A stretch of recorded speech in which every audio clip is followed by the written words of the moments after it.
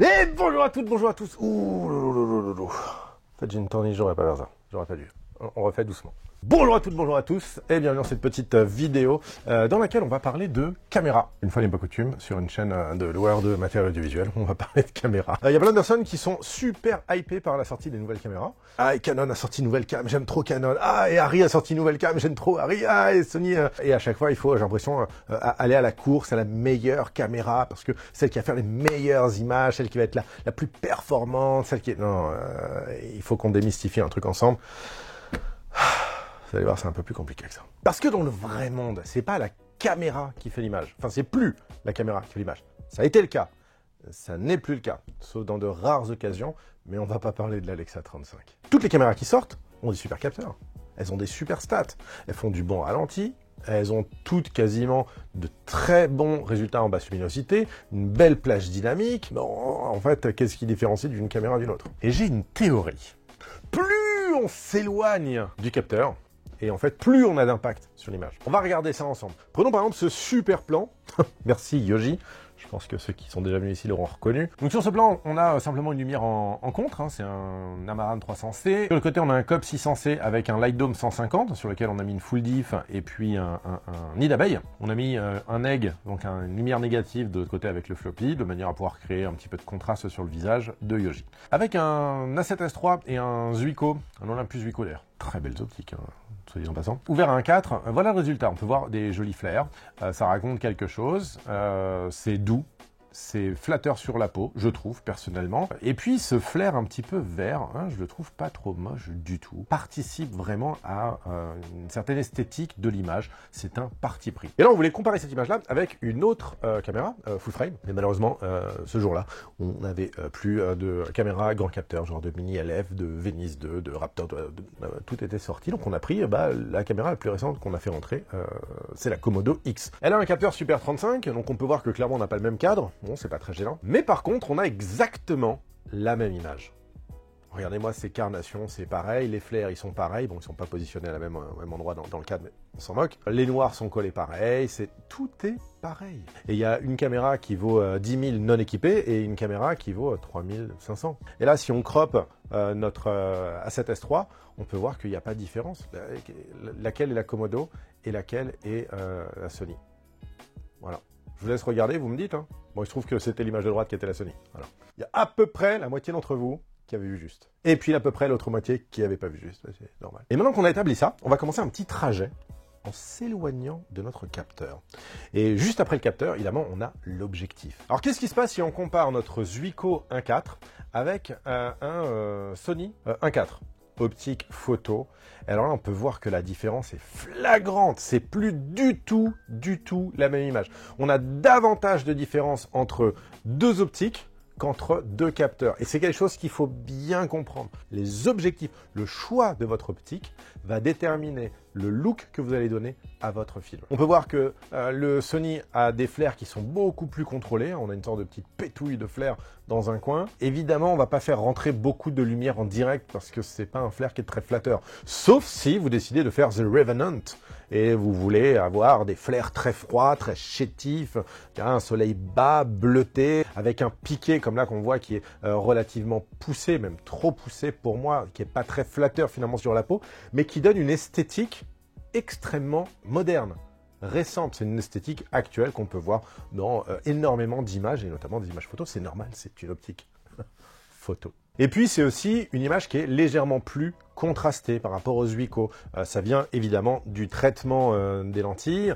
Il y a des traitements qui laissent davantage passer la lumière, contrairement aux Zuiko qui, avec son traitement, fait rebondir un petit peu plus la lumière à l'intérieur de ses verres et donc nous donne cette image un tout petit peu plus délavée. Mais alors Jamy, si on continue notre trajet, où est-ce qu'on va? Si on continue, évidemment, après le capteur, il y a l'objectif et après l'objectif vient le filtre. Alors dans les filtres les plus populaires, ce sont les filtres de diffusion, mais il y en a d'autres. Là ici, on a essayé avec un filtre smoke en 1/4. C'est pas trop fort, mais c'est visible quand même. Et là, ce qu'on peut voir sur ce filtre smoke 1/4, qui soit dit en passant, les smokes font partie des filtres les plus en vogue chez les chefs-op, les plus en vue du moment. Et donc par rapport à notre image de référence, on peut voir que le filtre adoucit davantage l'image. Donc ça remet du sucre sur du sucre. On avait une optique qui était déjà pas extrêmement piquée et définie. Là, on va diffuser davantage notre image.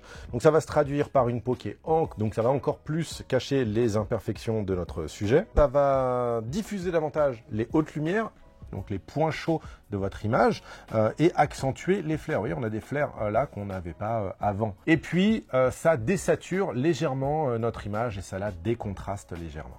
Et c'est pas fini, bien entendu, puisque après notre capteur, il y a l'optique, après l'optique, il y a le filtre, après le filtre, il y a la lumière. Il y a plein de façons de faire de la lumière. Il y a des bonnes façons, il y a des moins bonnes façons, il y a des façons qui sont un peu moins abouties que d'autres. On aurait pu, nous, par exemple, pour notre scène, là, imaginer, je sais pas, une lumière en open face, voilà, pleine balle sur Yoji, lui cramer la rétine, ou alors en contre-plongée, en mode film d'horreur. Ou alors on a pu faire, de la lumière bigou. Ah ouais, là, en couleur, là, c'est magnifique. Ou alors, voire ne pas prendre de couleur. Alors, une image un peu plate, terne. Il y a plein de façons de faire de la lumière. En fait, il y a autant de façons de faire de la lumière que de choses que vous avez envie de raconter. Et c'est un parti pris. Et ça va complètement changer votre image. On s'en fout que vous ayez la meilleure caméra, que vous ayez les meilleures optiques, que vous ayez les meilleurs filtres. Si votre lumière est moche, votre film est moche. Et puis la lumière, la position de la lumière est intimement liée à votre cadre. Donc on peut se dire, par exemple, tiens, on prend un autre cadre, on se met, avec un aplat noir derrière, voilà, pour vraiment bloquer notre sujet. C'est pas du tout la même chose qu'on raconte que quand on a un dégagement derrière. Voire même si on se dit on se fait un plan un peu plus serré avec un petit peu de perspective comme ça donne quelque chose de plus humain. Et ça raconte pas la même chose. On sort un petit peu de ce portrait. Et là, on est très très loin du capteur. Très très très très loin. Mais attendez, on peut aller encore plus loin. Parce qu'au-delà du cadre, il y a quelque chose auquel les gens commencent à faire attention, mais pas suffisamment. C'est les accessoires et le décor. Imaginez, je veux cadrer, je sais pas moi, un électro. Voilà. Yoji, c'est un électro. Bam!